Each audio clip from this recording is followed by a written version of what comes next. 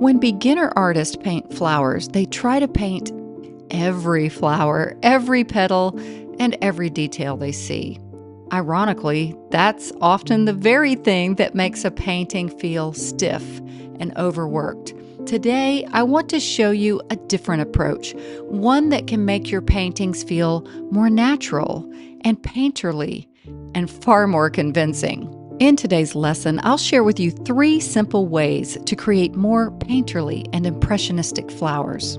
So welcome into Monet Cafe Studio, and here we go. I'd first like to start by describing why painting every flower can weaken a painting. Take a look at this reference photo. There are hundreds of flowers in this field. Now imagine trying to paint every one of them. Not only would that take forever, but the painting would likely become busy, confusing, and lose its focal point.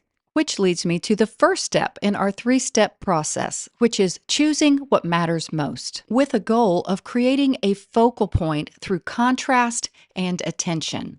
I typically start a painting by identifying these focal point elements early on. And in this case, I'm just sketching on the reference image using a little pastel. It's a Prismacolor New Pastel.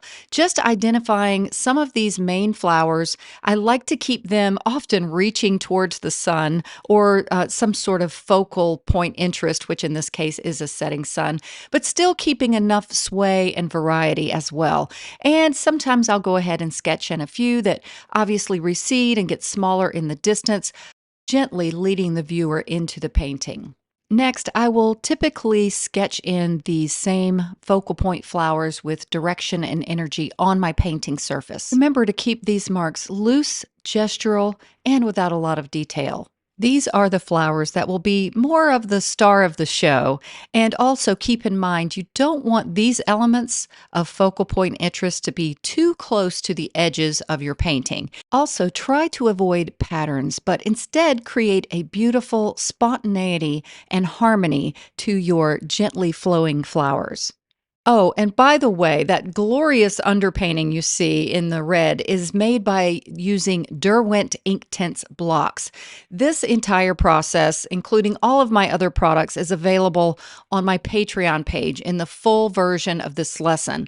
But in my Patreon version, I guide you through every step, and it's really a fun journey. I will be sure, though, to leave links to all of these products I use for this painting in the description of this video. Let's move on to step number 2, seeing shapes instead of flowers.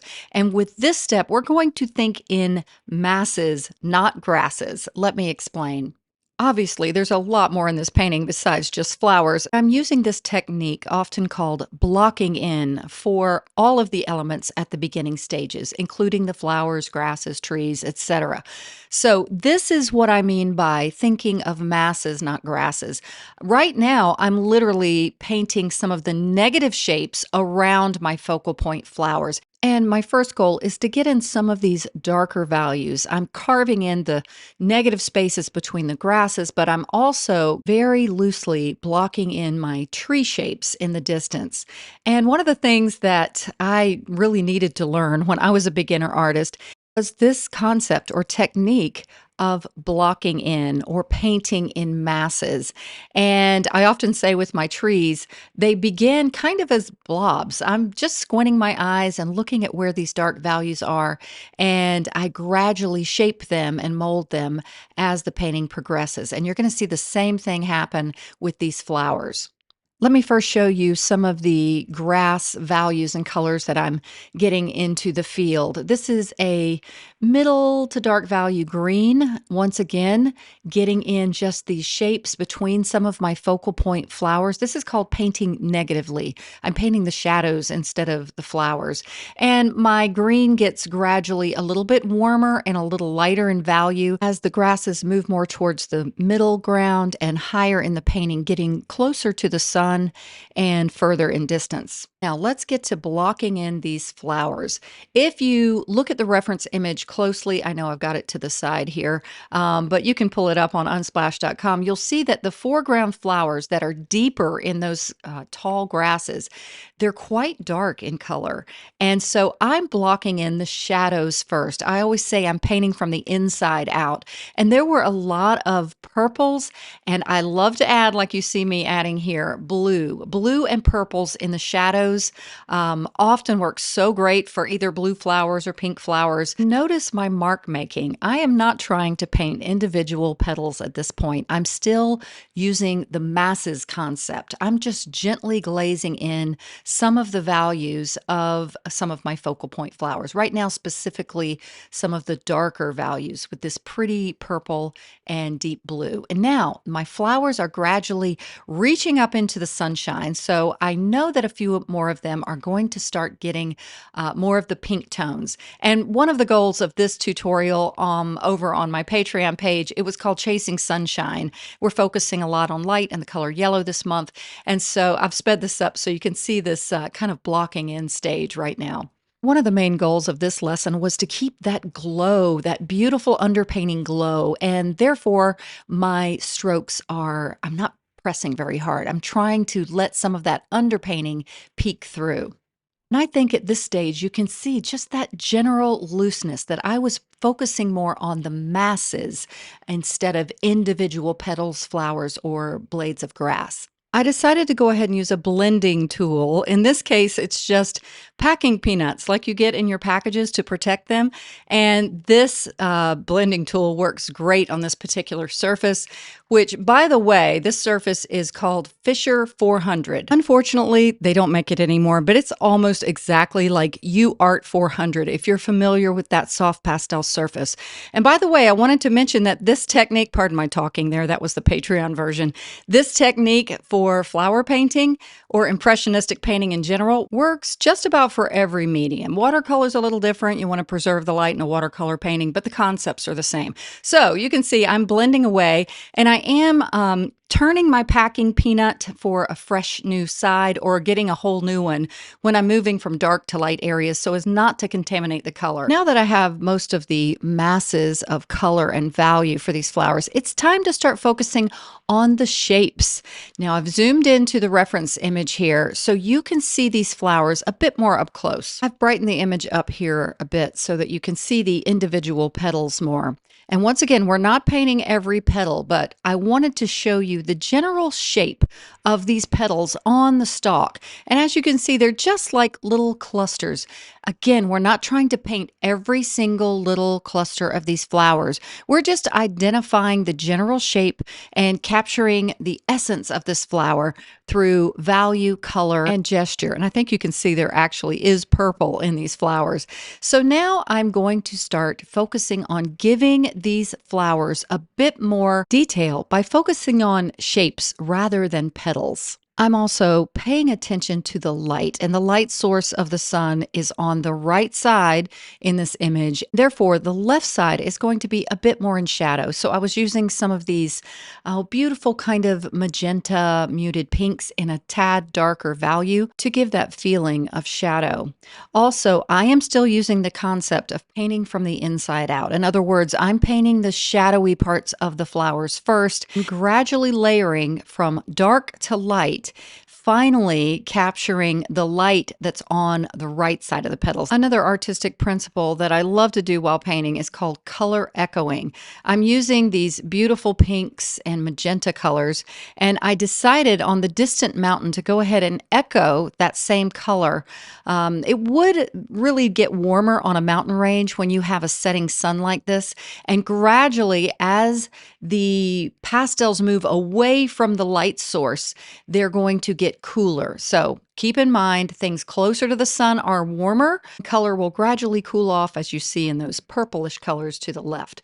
I thought I'd just pop in a little bit of the creation of the sun here and really capturing that glow. Now, this is the source of light and the path of light that I'm going to use to represent where the light is. And therefore, I realized I didn't see it in the reference image, but there would be shadows behind these trees. So I decided to create these long shadows that are exemplary of a low setting sun. And notice that even though this is primarily a floral painting in focal point, I've worked the entire painting all over versus getting too detailed in one area. And I believe this keeps a lot of harmony and just rhythm to your painting. Now, let's get a little bit more, just a tad more detail on some of these flowers, which leads us to step 3, paint the feeling, not the flower.